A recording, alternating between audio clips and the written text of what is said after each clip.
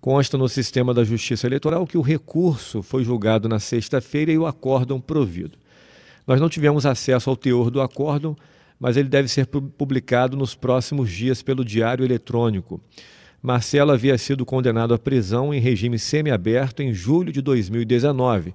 Desde então, se dizia injustiçado e acreditava em sua absolvição no TRE. Nós estamos na linha com o ex-vereador que vai falar sobre esse julgamento. Marcelo, bom dia.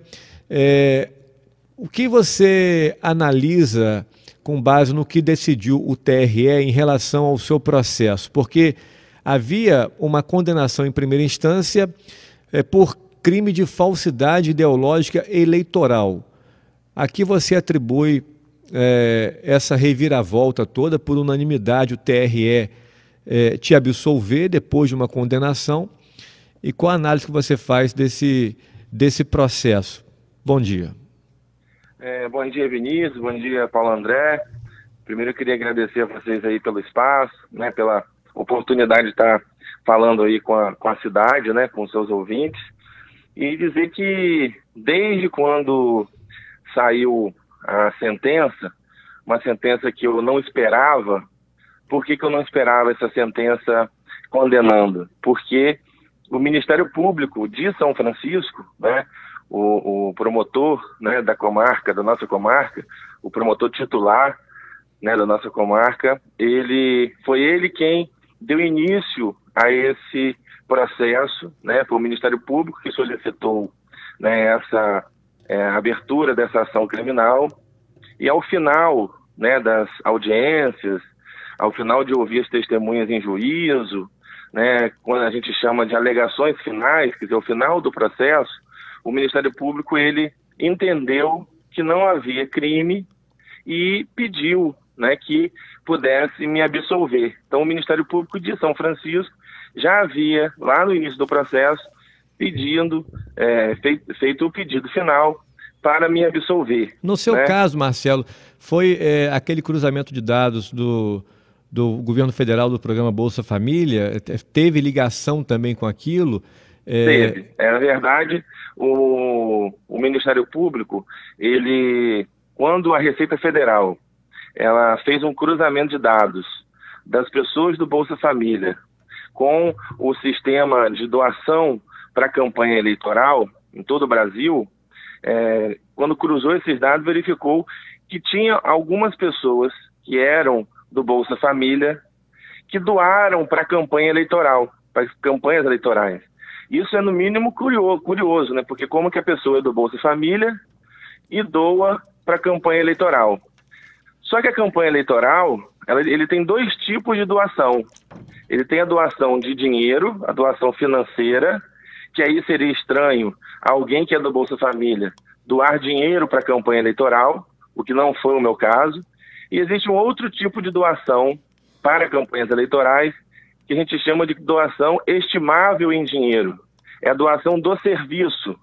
É o advogado que trabalha na campanha e que não, por algum motivo não quer receber. Fala, olha, candidato, eu vou trabalhar na sua campanha, mas eu não posso. A única forma que eu posso te ajudar é doando o meu serviço. Me simpatizei com o seu programa de governo, enfim, quero te ajudar, vou trabalhar com você na campanha sem cobrar nada. Sem cobrar nada. Só que a Justiça Eleitoral determina que a gente estime um valor para esse serviço.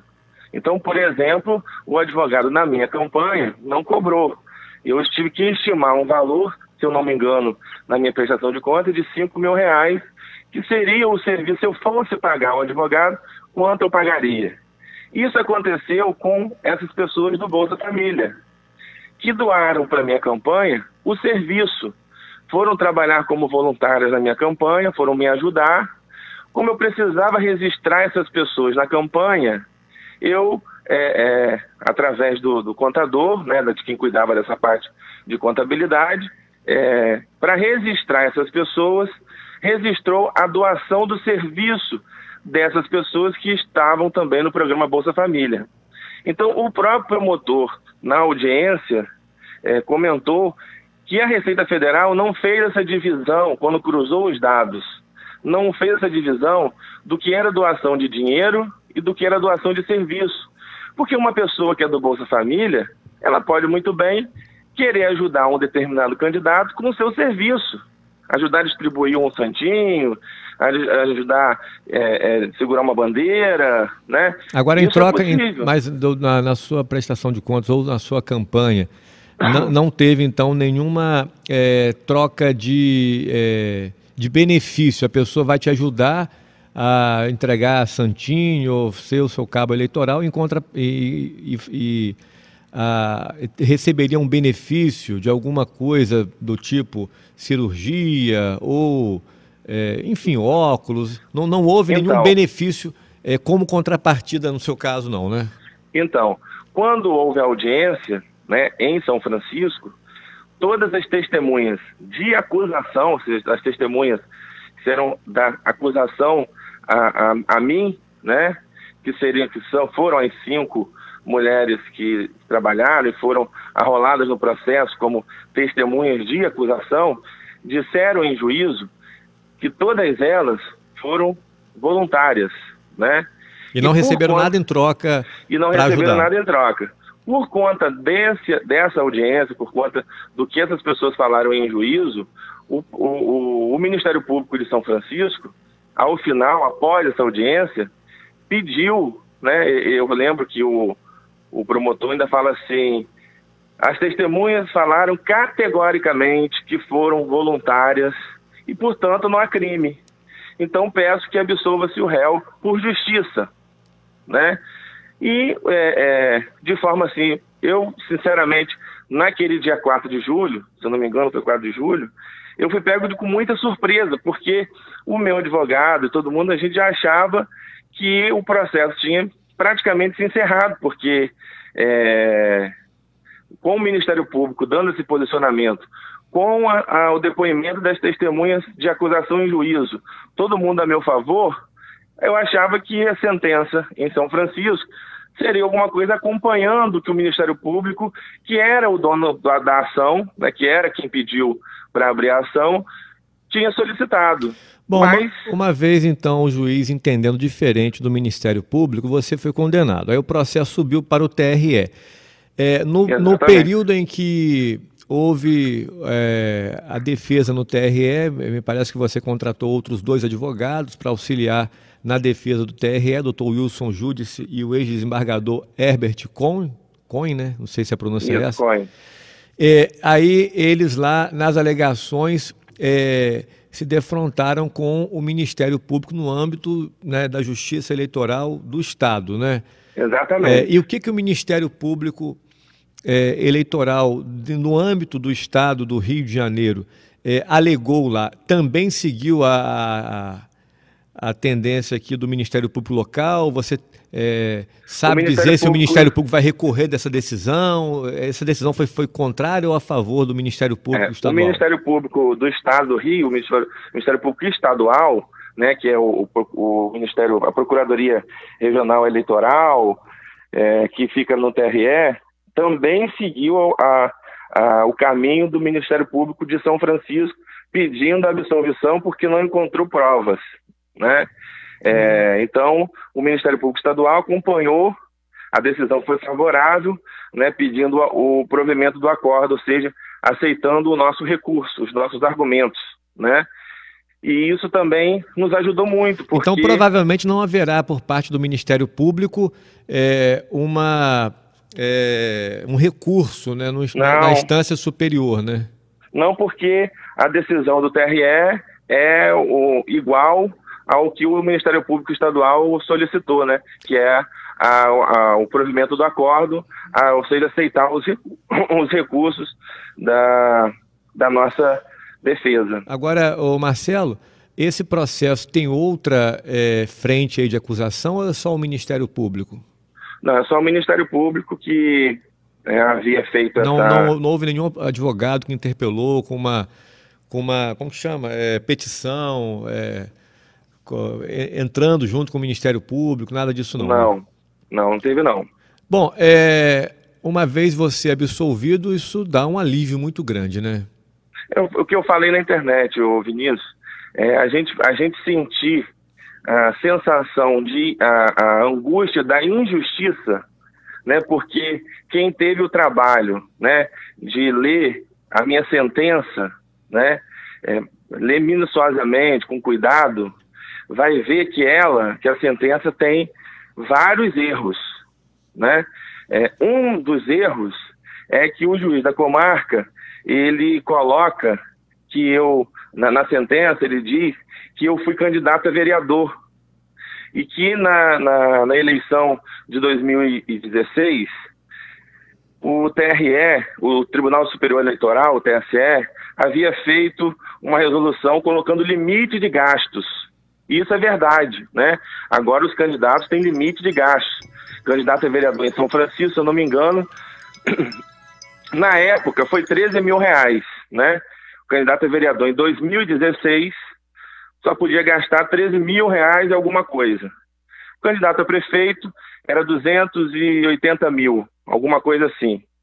Então, na minha sentença, o juiz disse que eu, candidato a vereador, tinha um limite de R$13.000 para gastar.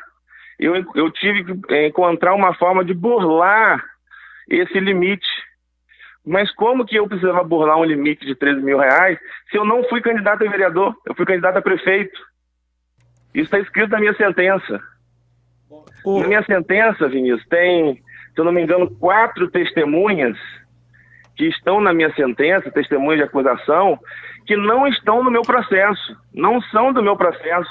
São pessoas que não foram arroladas no processo, que não tem nada a ver com o meu processo e que foi colocado na minha sentença. Inclusive, um caso desse de cirurgia, né? Uma pessoa dizendo que trabalhou na minha campanha em troca de cirurgia. Essa pessoa não está no meu processo, essa pessoa não está na minha prestação de contas eleitoral e foi colocada na minha sentença. Ô Marcelo, identificando esses erros, como você disse, qual foi a medida na ocasião jurídica aí por parte do caberia, por exemplo, embargo de declaração, né? Para corrigir alguma... Por isso que a minha sentença no TRE demorou um pouco, porque antes de entrar com recurso no TRE, nós entramos com os embargos de declaração aqui ainda em São Francisco. E posterior esses embargos foram negados? Foram negados, por isso que eu tive que ir ao TRE. Agora, Marcelo, você chegou a conseguir no TRE algum recurso para esperar a sentença em liberdade ou você teve de cumprir a sentença? Porque você foi condenado a regime semiaberto, né? Prisão em regime semiaberto. Você chegou a cumprir essa sentença? Não, porque, Vinícius, quando você entra com recurso, os efeitos da sentença são suspensos. Então, à medida que você entrou com recurso, todos os efeitos da sentença são suspensos, inclusive a inegibilidade, a questão da prisão, a questão da multa, toda a sentença ela foi suspensa até que o TRE julgasse, né? Então, a gente tinha uma expectativa, não só pela questão eleitoral, mas também por tudo isso, né? A gente tem uma vida limpa, né? Eu fui secretário municipal, fui vereador, as pessoas me conhecem, sabem da minha conduta, sabem da forma que eu sempre atuei na política da cidade, né? Nunca comprei casas, mansões, nunca andei de carro importado, né? Nunca saí comprando as coisas aí pela cidade. Ô Marcelo, sabe que eu vejo diante de casos e mais casos aí no nosso sistema democrático, eu vejo claramente o seguinte: a justiça não é uma ciência exata. Muitos entendimentos e muitas opiniões, muitas decisões que são que divergem e que acabam sendo divergidas aí no próprio contexto do judiciário. Quer dizer, há uma condenação aqui, outro absolve lá. É um sistema que deveria ser pautado assim, numa eficiência melhor. Eu vejo essa morosidade da justiça, os problemas que a gente... o gasto que a justiça tem para o contribuinte, porque quem paga o salário de quem está envolvido na justiça ou quem arca com a despesa do judiciário somos nós, contribuintes. Deveríamos ter uma justiça que é muito cara, uma justiça mais eficiente. Às vezes a gente vê casos aí que demoram, porque são pessoas que estão ali. Às vezes a gente fica ali imaginando um cargo, por exemplo, um misto do Supremo, ou coisa e tal. Gente, são pessoas como nós. Essa coisa de colocar... E tem uma outra coisa, Paulo André, você está falando o que o relator, o desembargador revisor do meu processo falou lá no TRE na sexta-feira, né? Segundo ele, eu espero que isso esteja até no acórdão, esteja na decisão, que ele fale isso para poder a gente ter isso por escrito. Segundo ele, esse meu processo era um processo que jamais não havia necessidade de ter ido ao TRE, né, de ter ocupado ali o TRE para um caso desse, porque era um processo que não tinha prova, as provas que tinham, todas a favor do réu, né, e há uma sentença muito pesada, nas palavras do desembargador revisor, né, uma sentença muito pesada para o que era, né, para o que estava sendo colocado como um possível crime, né? E a gente fica vendo que realmente, né, aconteceu isso tudo comigo, né? A gente, de alguma forma, tem o nome da gente colocado numa situação delicada, complicada, né? Não foi porque a gente roubou nada, não foi porque a gente usou dinheiro público de forma errada, né? Não foi porque a gente tem um patrimônio diferente daquilo que a gente pode comprovar, foi porque possivelmente um recibo eleitoral foi colocado como voluntário e as pessoas haviam recebido por fora. Teoricamente, o crime era esse. Então, com essas pessoas dizendo que não, que foram voluntários, em juízo. Não, nós fomos voluntários, a gente não recebeu nada. E mesmo assim, há uma sentença pesada, com condenação de prisão, com multa, e aí você passa por esse período todo, 7 meses, para chegar lá no TRE. O julgamento durou 4 minutos. Quantos desembargadores que estavam presentes na sessão? Agora Vinícius, eu estava tão nervoso na hora que eu não... Mas você esteve lá acompanhando a sessão? Hã? Você esteve acompanhando a sessão? Eu estive. Sinceramente, não sei se foi 6, foram 6 desembargadores. E foi unanimidade, né? Foi unanimidade. Tanto o relator quanto o revisor que falaram, né, que expuseram lá seus motivos, disseram vamos dizer assim, da simplicidade desse processo ter chegado ao TRE, né? Mas eu costumo dizer que tudo que acontece na vida da gente é permissão de Deus, né? Se era para isso ter acontecido, eu agradeço a Deus por tudo que aconteceu, porque a gente vai aprendendo mais, a gente vai passando por cima dessas dificuldades, e como as pessoas falam, né, e é verdade, a gente tem uma prova amarga, isso tem até uma música, um hino, né, que fala, tem uma prova amarga, mas para no final a gente ter uma vitória com sabor de mel, né? A gente fica muito feliz, né? Isso também acaba sendo uma demonstração de que está tudo certo, né? Eu saí de uma sentença dada por um juiz de primeira instância e tive uma absolvição, né? Uma confirmação de que está tudo certo, dada por 7 desembargadores do Tribunal Regional Eleitoral. Então, eu saí tranquilo, né? Sem nenhum tipo de mágoa com ninguém, com dificuldade com ninguém, página virada, olhar para frente. A gente tem projetos nas nossas vidas, né, para frente, e espero que dê tudo certo, né, e que Deus abençoe aí essa caminhada da gente.